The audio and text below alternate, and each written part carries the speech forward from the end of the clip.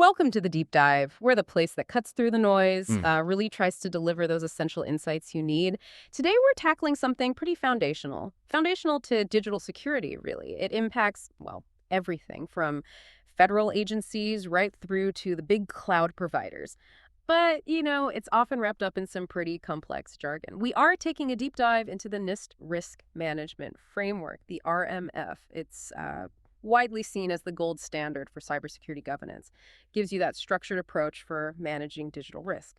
So our mission today, let's unpack this thing, look at its origins, understand how it works to protect information systematically, and maybe most importantly, explore why it's just so critical in, well, today's digital world. Whether you're prepping for a big meeting, maybe looking to seriously deepen your cybersecurity knowledge, or you're just, really curious about how organizations actually manage digital risk. This deep dive is definitely for you. We'll try to demystify the RMF, hopefully give you a few aha moments and really provide that foundational knowledge so you feel informed, but without getting totally bogged down in the details. Okay, let's unpack this then. The NIST RMF, it didn't just appear out of thin air. It actually has a pretty interesting history, deeply rooted in the growing complexities of federal information security. If you go way back, to the early 1970s, NIST it was, the National Bureau of Standards. Back then, they started addressing computer security risks. These early efforts, they were driven by, growing worries about data breaches, system vulnerabilities, things like that. They kind of laid down some foundational principles. We saw some of that groundwork in things like the Orange Book, the Trusted Computer System Evaluation Criteria. That was the 80s and 90s. But a really pivotal moment, the thing that really reshaped federal cybersecurity, happened with FISMA, the Federal Information Security Management Act, 2002. This was huge, landmark legislation, because it didn't just suggest best practices, it actually mandated them. Federal agencies had to develop, document, and implement these agency-wide security programs. It wasn't optional, it was a directive. And that really set the stage for the RMF to become formalized, moving things from, ad hoc security to a structured government requirement. Yeah, and what's really fascinating there is the paradigm shift the RMF represented. It wasn't just an update. It directly replaced the Department of the DoD's old system, the Information Assurance Certification and Accreditation, or CNA process. And that old CNA approach, it often focused on, well, just a single point in time. Ah, okay. So the CNA was more like a static check. The big frustration was security felt like a checkbox you ticked once instead of something ongoing. Precisely. That's the core issue, really. The CNA often was just a snapshot in time. You'd get certified, get your authorization, and that was maybe supposed to last for years. But, I mean, systems, threats, vulnerabilities, they were changing incredibly fast, almost daily. So that snapshot, it got outdated really quickly, left organizations open to new exploits. The RMF, when it first came out as NIST Special Publication 837 back in 2004, it totally transformed this. It brought in this continuous life cycle approach. It mandated that security had to be a constant operational concern, integrated into every phase of a system's life, not just some bureaucratic hurdle you jump over now and then. And that philosophy, well, it's only gotten stronger with the revisions. Right, and the RMF itself has definitely evolved. Revision 1 back in 2010, that made it more holistic, put more emphasis on continuous monitoring. Then the 2014 FISMA update refined it more, set up that joint task force NIST, DoD, the intelligence community. The goal there was harmonizing standards, right? Promoting consistency between agencies, which seems absolutely crucial when you need different groups sharing info securely. Exactly. Vital. But then revision 2, December 2018, that was a really major step. It deeply solidified that continuous philosophy we're talking about. Key additions. Well, the big one was the brand new prepare step, emphasizing proactive, preemptive planning, making sure security and privacy are thought about right from the start. It also formally brought in privacy considerations and cyber supply chain risk management, SCRM. And this was, it was a direct response to how complex and interconnected everything had become. All these new ways threats could emerge. Yeah, that emphasis on baked-in security rather than trying to bolt it on afterwards. That really jumps out. It feels like a very direct strategic reaction to the escalating threats, especially things like the SolarWinds attack, right? Which just dramatically showed how fragile supply chains can be. That proactive piece in the repair step seems absolutely vital to stop those kinds of huge systemic problems before they even start. So, okay, beyond the history, what's the RMF really trying to do at its core? And why has it become so widely adopted, even outside the federal government? Well, if you look at the big picture, the primary goals are pretty clear. Enhance security, obviously. Improve risk management processes overall. And maybe the most critical part, especially for the federal government, is fostering reciprocity between agencies. Reciprocity. Mm. It's not just about saving money, although it definitely does that.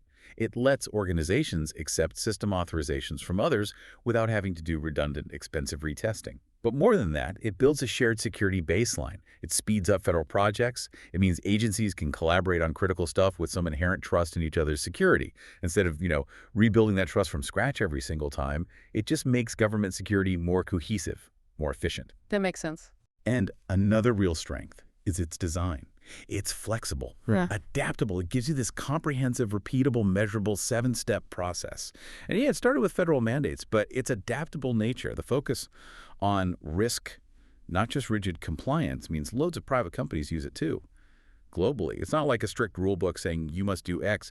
It's more like robust guidelines you can tailor to your specific needs, your operating environment, your risk tolerance, which makes it a strategic tool, really. Helps with efficiency and reducing risk, much more than just a bureaucratic checklist. Right. And to actually use the RMF effectively, you really need to speak the language, don't you? Understand the terms. It means using the same precise language for security, getting past vague ideas to, concrete actions. So, for instance, an information system, that's not just hardware and software, is it? No, not at all. It covers firmware, networks, but also the people involved, the processes they use, anything that handles the data. It's the whole environment. And risk, in RMF term, it's not just some fuzzy danger. Right. It's quantified. It's the potential for bad stuff to happen, impacts on operations, assets, people, even the nation, because the threat exploits a specific vulnerability you've identified in that system. Got it. And controls. Those are the safeguards, the countermeasures. Yep. And they get categorized. Some are system-specific, unique to one system. Others are hybrid shared, but with some system-specific parts. And then you have common controls, which are inherited across lots of systems for efficiency. And the authorization boundary seems critical, too. That defines exactly what's in the system you're protecting. Absolutely central. You have to clearly define the scope, what's in, what's out. It prevents scope creep and makes sure every component handling data inside that boundary gets secured and assessed. That's a common failure point, actually, in big, complex systems, missing something just outside the perceived boundary. And privacy integration, that was a key addition in revision 2, right? Dealing with PII. Yeah, personally identifiable information. Making sure privacy isn't an afterthought. Using concepts like privacy posture to embed it from the start. Right, this is where it gets really interesting, I think. The RMF.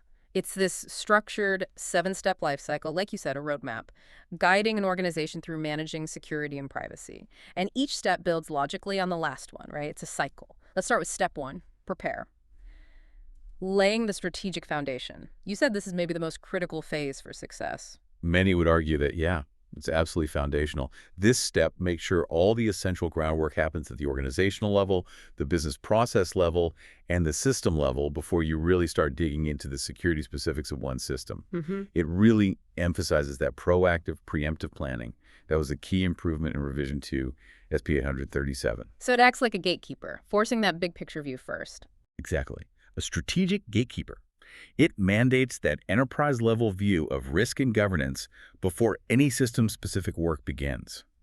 NIST is basically forcing organizations to integrate security and privacy into their core mission, into their business processes.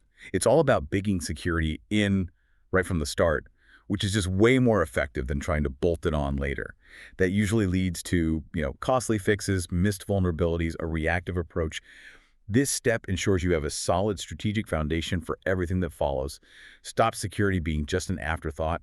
This is where organizations define those key risk management roles, set up their risk strategy aligned with goals, figure out their risk tolerance, all that upfront thinking. Okay, so once you've done that preparation, the next step is step 2. Categorize. This is where you start quantifying the risk. Precisely. Quantifying it. The main goal here is to figure out the potential impact if things go wrong. What's the adverse impact if you lose confidentiality or integrity or availability? The CIA triad for that system and its data. It basically translates fuzzy ideas of risk into something measurable, a standardized metric. It directly links the potential business harm to the security requirement that follow. So it's like the RMF actuarial process, formalizing something that might otherwise be just guesswork. That's a good way to think about it, yeah. It formalizes what might be just intuition or even arbitrary decisions in less mature places. by translating that business harm into a standard language assigning impact levels like low, moderate, or high based on FIPS 199, it gives you a clear, justifiable reason for all the security actions you take later. This isn't just paperwork. It's the critical decision point. It guides which controls you pick, make sure the security level matches the potential damage. So, like, if you're dealing with sensitive patient data and that gets compromised, that's pretty clearly a high impact, right? Which drives much tougher security needs. Absolutely. Undeniably high impact. And that categorization right there in step 2 dictates that you need stringent controls from the get-go. Okay, so impact categorized. Then you need to pick the right protections. Which brings us to step 3, select. The goal here is choosing, tailoring, and then documenting the specific security and privacy controls needed based on that categorization. Exactly. This is the strategic design phase. Yeah. You start by picking an initial set of baseline controls. They come from that huge catalog in NIST SP 853. These baselines, they're deliberately broad, generic. Design is just a starting point. The really crucial part is tailoring. You take those baseline controls and adjust them for your specific system, your unique operating environment. Tailoring might mean adding extra controls, or modifying baseline ones to fit better, or even removing controls that just aren't relevant or are maybe overkill for the risks you identified. So the use of baselines and tailoring shows it's meant to be flexible, not just a rigid checklist. Precisely. It directly counters that criticism. Yeah. NIST intentionally built it to be both prescriptive, giving you a solid starting point, and flexible. And it lets you customize things, avoid unnecessary complexity, avoid wasting resources on controls you don't actually need, ensures you spend your effort wisely. Right. So control selected, tailored. Then you have to actually make them happen. Step 4, implement. This is where the theory meets reality. Deploying the controls. Yep. Putting them in place. Physically or logically, deploying the controls you chose exactly as you planned in your security and privacy plans. And crucially, documenting how they're deployed and configured, not just that you did deploy them. Exactly. That documentation mandate showing the as-implemented state, not just the plan, is a core principle. Accountability, transparency. That's It right. closes that critical loop between design and reality. It formalizes the what and the how of your security architecture, keeps the documentation truthful. This isn't just busy work. The integrity of this step, that accurate documentation, is foundational. It's the factual basis for the assessment that comes next. A common failure point is probably documentation lagging behind what's actually built. Oh, absolutely. Creates a dangerous disconnect. What you think you have versus what you actually have can be easily exploited. Okay, implementation, done. Documented. Now, step 5, assess. This adds independent verification. Yes. Crucial step, independent verification. Its purpose is to objectively determine if the controls you implemented are working as you intended. Are they implemented correctly? Are they actually producing the desired result? Are they meeting the security and privacy requirements? It moves beyond just saying you did it to proving it works. So it's like the RMF's audit function. That's exactly it, the independent audit function. By mandating this objective review, NIST basically builds skepticism into the process as a security principle. It makes sure the security posture you present to the authorizing official, the AO, is validated by someone impartial. Maybe an internal team, maybe external, but independent.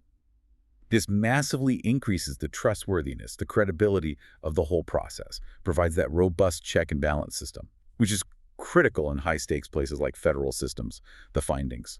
They go into a formal report, the Security Assessment Report, or SAR, and any problems, any deficiencies, they get tracked in a POA&M, a plan of action and milestones. Which leads us right into step 6, authorize. You called this the pinnacle, where technical compliance becomes a strategic decision. It really is the pinnacle. Its purpose is clear accountability.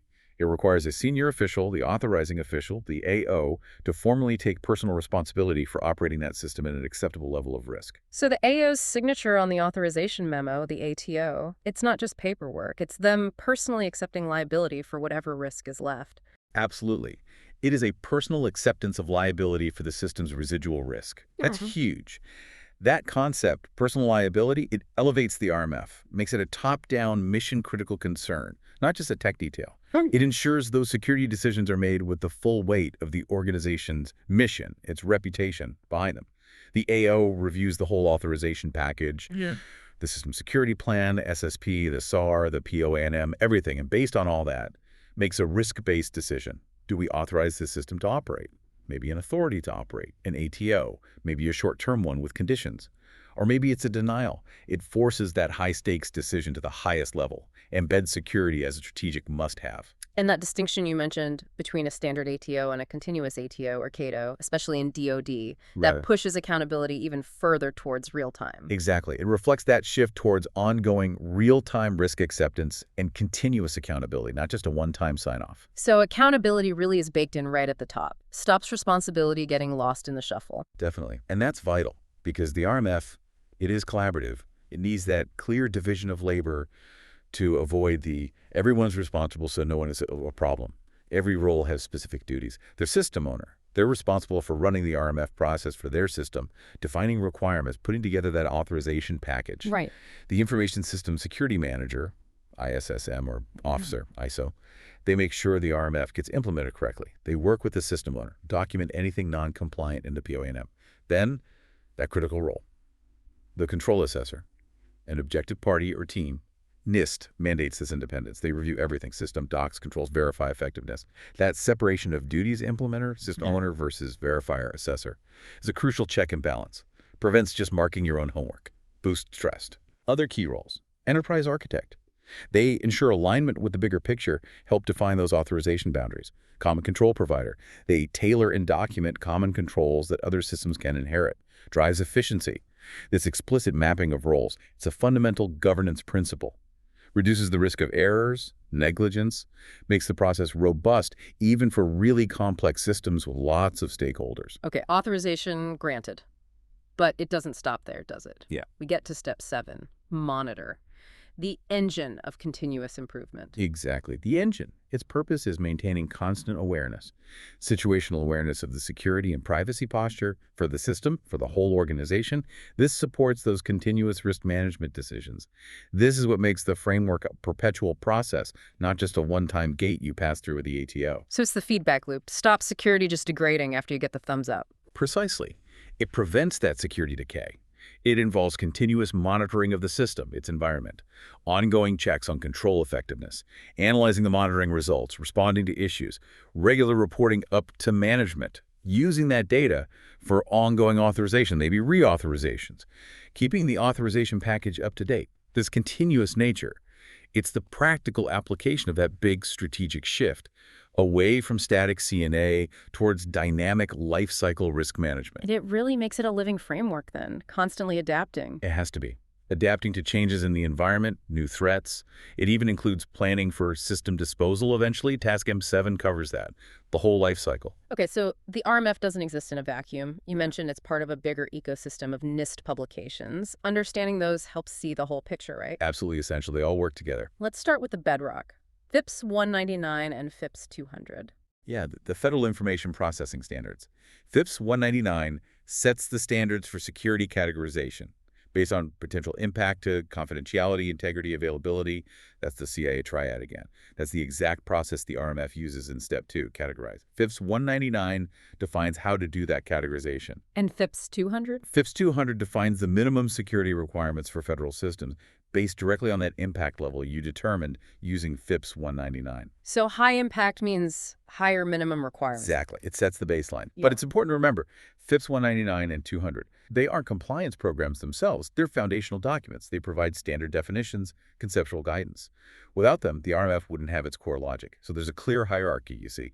FIPS gives you the concepts, the mandates. RMF gives you the process for applying them. And then the SP800 series gives you the detailed technical control. Ah, okay. Which brings us nicely to NIST SP853, the big catalog of controls. The big one, yeah. The Yeah. comprehensive control catalog. So if RMF is the process, SP853 is the toolbox, the actual things you use.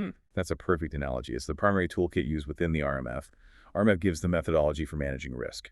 853 gives the concrete tools to do it. And it's massive, right? Over 1,000 controls. It is extensive. Over 1,000 security and privacy controls. Organizations select from these, implement them. Specifically in Step 3, select.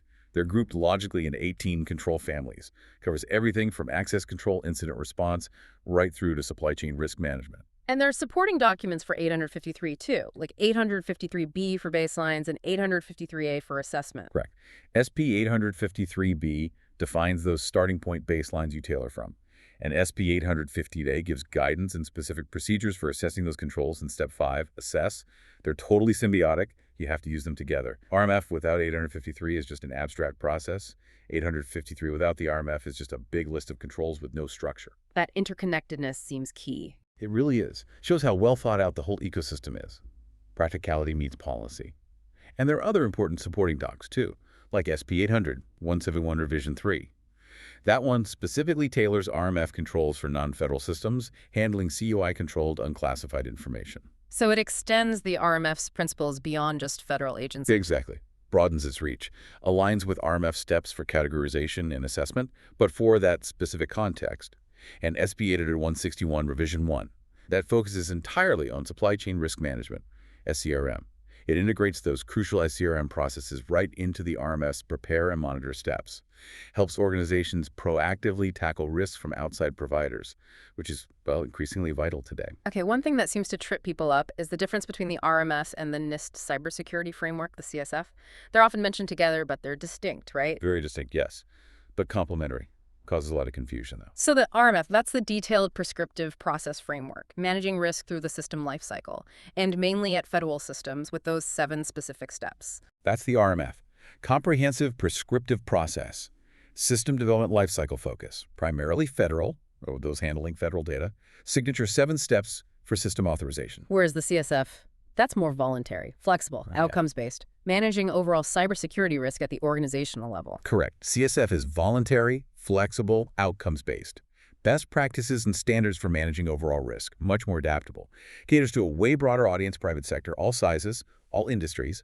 It has those 6 core functions: identify, protect, detect, respond, recover, and the newer govern function. So maybe RMF is the detailed how-to for securing a system, while CSF is the strategic what for the whole organization's cybersecurity program. That's an excellent way to think about it. They operate at different altitudes. RMF gives you that granular system-level process. CSF provides the high-level enterprise-wide strategy. They're definitely not mutually exclusive. In fact, many organizations get huge benefits using both. Use the CSF strategically, guide the overall program, give that exec-level roadmap, then use the RMF to implement and manage security for individual systems within that program. So you get a holistic approach. Exactly, a truly robust security program. RMF focuses on process, mandate, detailed documentation. CSF prioritizes outcomes, flexibility, broader applicability, less prescriptive docs. They fit together very well. Okay, knowing the steps, the documents, that's one thing. But how does this all actually work in practice? Who's doing what?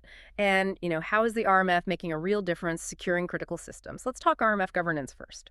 Roles, responsibilities, accountability. You mentioned preventing the everyone's responsible, so no one is trapped. Yeah, that's fundamental to making it work. Clear roles are crucial. And right at the top, the authorizing official, AO, the linchpin of accountability, you said. Absolutely the linchpin. The AO is that senior official with the authority to formally accept the risk, their main role. Review that whole authorization package, everything from the previous steps, and make that profound risk-based decision. Grant the ATO or not. And that decision, it's not just signing a form, it's personal acceptance of liability for the leftover risk. It is. Personal acceptance of liability for residual risk.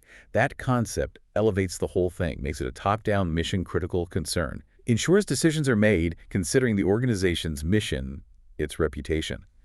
The AO relies heavily on the team's work, the detailed docs. A big part of the process is actually educating the AO on the specific risks so they can make a truly informed high-stakes decision at the highest level.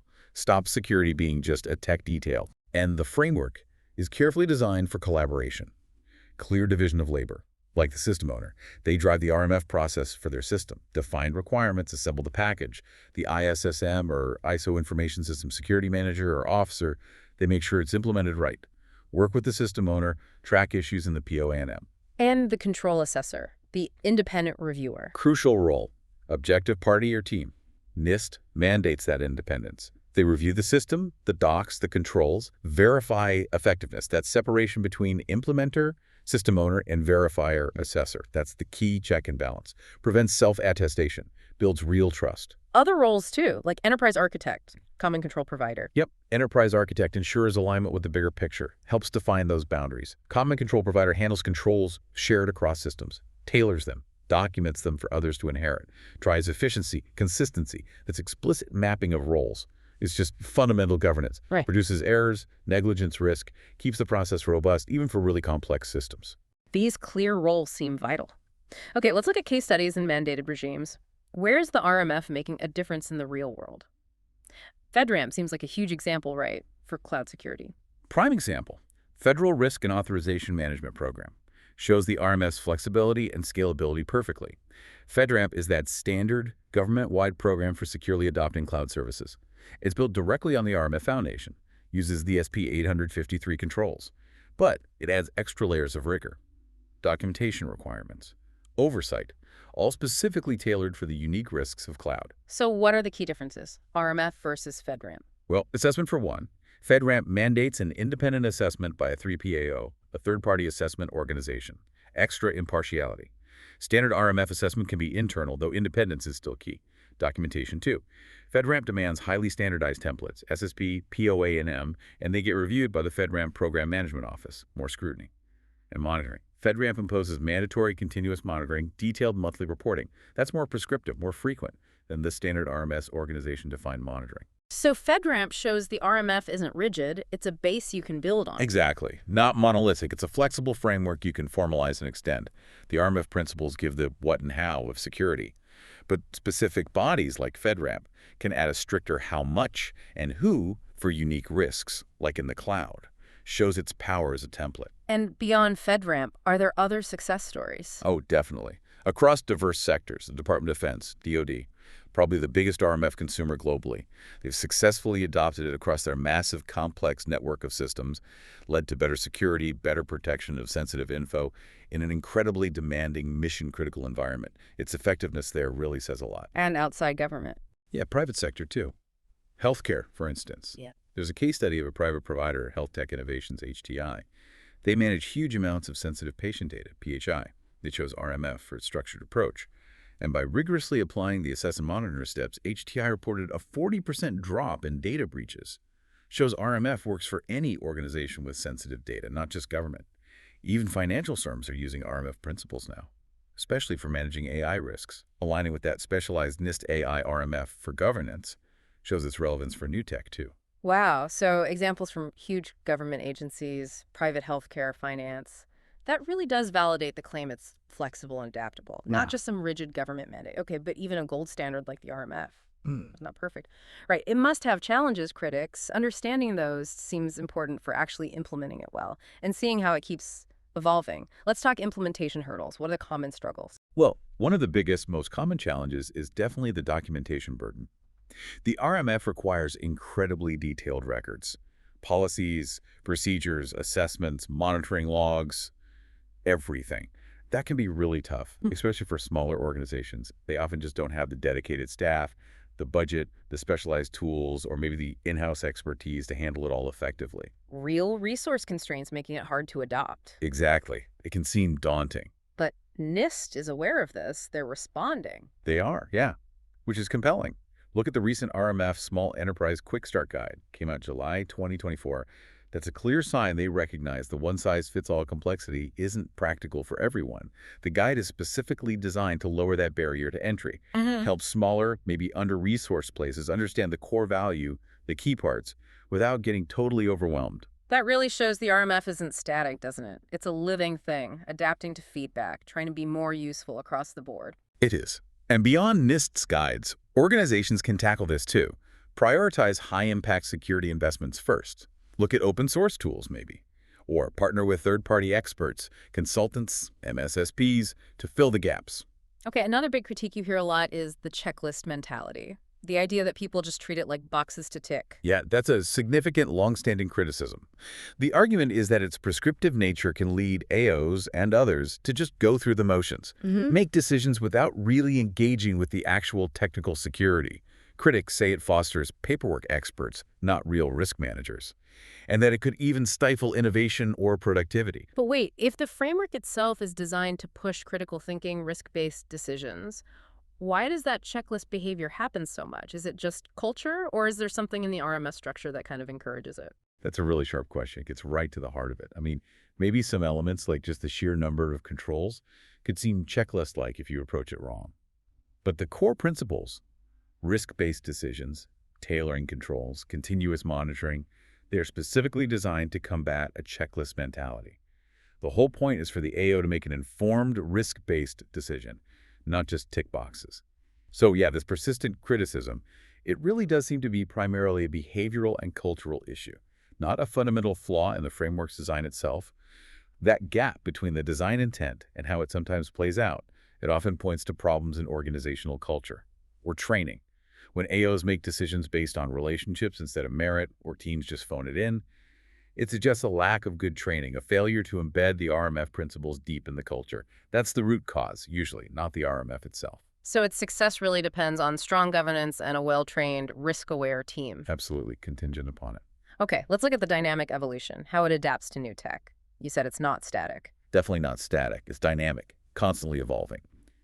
NIST has formal processes for public comments, regular revisions to all the supporting publications. That keeps it relevant, authoritative, even as threats change rapidly. Recent updates. Big revisions to SP 853, Release 5.2.0 added crucial controls for AI and SCRM. SP 853A, Row 5, updated assessment guidance.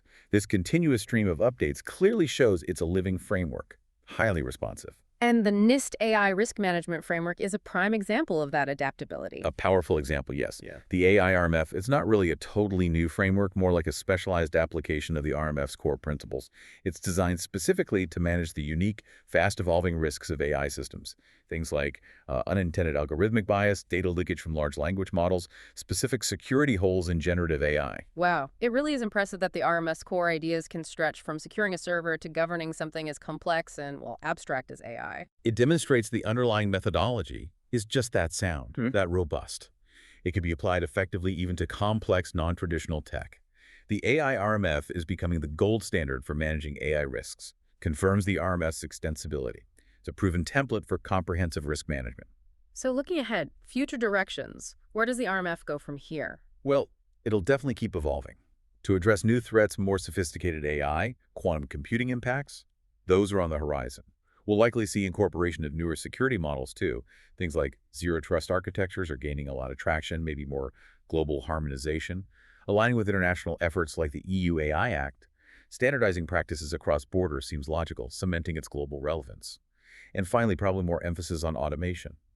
AI-assisted assessments to help tackle scalability, complexity, maybe ease some of that documentation burden and resource strain we talked about, make it even more efficient. Okay, so wrapping this all up, what does this mean for you, our listeners? We've taken quite a journey through this intricate landscape, the NIST Risk Management Framework, from its history in early computer security, that pivotal FISMA mandate, all the way to its current role as this global gold standard for cybersecurity governance. Yeah, it's really transformed, hasn't it? From that old static compliance thing into this flexible, risk-based, continuous management framework. Its real power, I think, comes from that formal, repeatable methodology, the way it institutionalizes accountability. Having senior officials personally sign off on system risk, it genuinely helps make security a strategic, informed decision, not just a technical checklist to get through. We've walked through the 7 critical steps: prepare, categorize, select, implement, assess, authorize, and monitor. Seen how they form that logical protective cycle, all supported by that ecosystem of NIST docs like FIPS 19D200 and the big one, SP 853. We looked at crucial applications, the rigor of FedRAMP, those success stories in government, healthcare, and we didn't shy away from the critiques highlighting how NIST keeps adapting, even for cutting-edge tech like AI. So here's a final thought to leave you with. As information systems get even more embedded in everything we do, and with AI, quantum computing racing ahead, how might the RMF need to adapt even further? How could it truly embed security by design into every single layer right from the start? Not just manage risk at the system level after things are built. What new steps, what new principles might we need to anticipate risks we can't even properly conceive of yet? And maybe for you, the learner, think about this too. The RMF, it's more than just cybersecurity, isn't it? That's systematic thinking. Proactive preparation, impact assessment, tailored solutions, independent checks, continuous monitoring. Those principles are universally applicable. How could you apply those ideas in informed, proactive risk management to complex projects, big challenges in your own field? way beyond just digital security. We really hope this deep dive has given you a much clearer understanding, maybe spark some new questions for you to explore. If you want more, definitely check out the NIST website. They have those quick start guides. All the publications are there. Thank you so much for joining us on this deep dive.